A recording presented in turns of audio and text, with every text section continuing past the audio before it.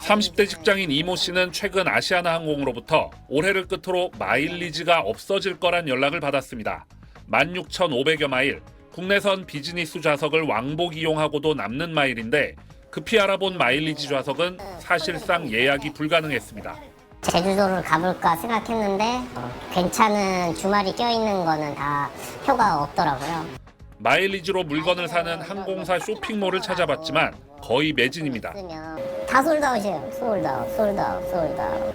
돈 주고 사긴 아까운데 애들한테도 연말에 선물도 줄 수 있어서 그렇게 활용해볼까 했는데 연말 마일리지 소멸 대란은 해마다 되풀이되고 있지만 올해 유독 불만이 많은 건 코로나 때 항공사들이 유효기간을 연장해준 만기가 올해 집중됐기 때문입니다. 특히 연내 결론이 도출될 걸로 보이는 대한항공과 아시아나의 합병을 앞두고 합병 뒤 아시아나 마일리지 가치를 얼마나 쳐줄지 불확실해 미리 소진하려는 수요가 더 몰렸습니다. 유예를 했어요. 계속 그 유효기간이 돌아왔음에도 근데 비행편이 안 떴잖아요. 당시에는 마일리지는 계속 있으시잖아요. 이제 그게 쌓인 거죠. 웬만해선 쓰기 어렵다 보니 양대 국적항공사의 미사용 마일리지는 무려 3조 5,130억 원어치에 달하는 걸로 추정됩니다.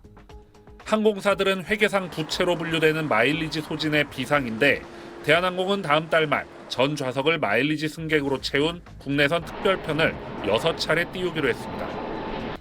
편도 승객 기준 840명 정도가 혜택을 보는 마일리지 전용기로는 고객의 잔여 마일리지를 다 처리하기엔 턱없이 부족한 수준, 사용처를 세분화해 더 확대하고 마일리지 좌석 비중도 늘릴 필요가 있습니다.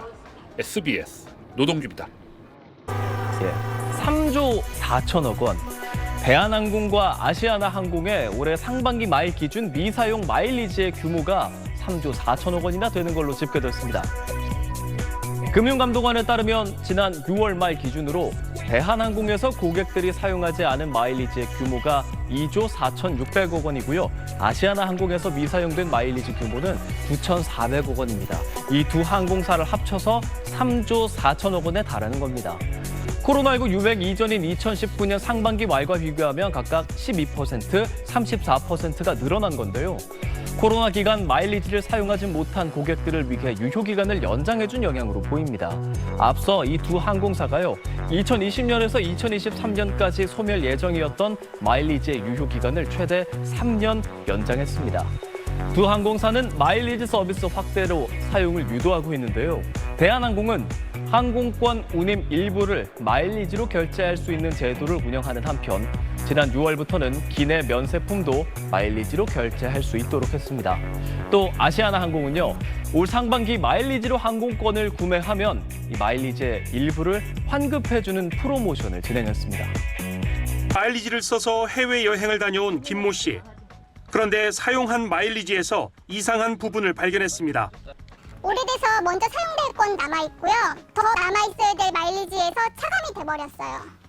마일리지 내역을 확인해봤습니다. 이번 여행에서 마일리지를 25만 포인트 썼는데 2012년 적립분에서 13만 4천 포인트가 차감됐고 먼저 쌓아서 다 소멸될 예정인 11년도와 10년도 분에서는 일부만 차감돼 있었습니다. 김 씨 남편도 마찬가지였습니다. 유효기간이 한참 남은 2013년 적립분에서 9만 4천 포인트가 깎였고 오히려 그전 연도에선 일부만 차감됐습니다. 항공사에 항의했더니 그럴 리 없다, 잘못한 거란 답변이 돌아왔습니다. 취재진이 다시 묻자 회사는 고객센터와 다른 말을 합니다. 동일한 유효기간을 가지게 된 이 새 연도에 쌓인 마일리지 중에서 월이 빠른 놈이 먼저 차감이 됐다고 이해를 하시면 되세요. 2013년 이전에 쌓은 마일리지 유효기간을 코로나 때문에 연장했는데 그 과정에서 오래된 순서로 차감하는 게 아니라 모든 연도에 1월을 묶어서 먼저 2월을 그 다음에 제하는 월별 차감으로 변경했다는 겁니다. 아시아나에 쌓인 마일리지는 금액으로 9,200억 원. 이렇게 처리한 마일리지가 모두 몇 명에 얼마나 되는지 답변하지 않았습니다. 김 씨의 경우엔 예전 마일리지 자료를 갖고 있어서 확인이 가능했지만 뒤죽박죽 차감을 모르고 넘어간 고객들이 적잖을 걸로 보입니다.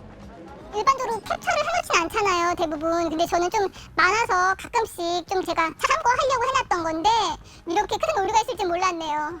아시아나는 이후 취재진에 잘못을 인정하고 먼저 쌓은 마일리지부터 차감하도록 시스템을 고치고 있다고 알려왔지만 해당 고객들에게는 여전히 설명을 하지 않고 있습니다. SBS 조교입니다.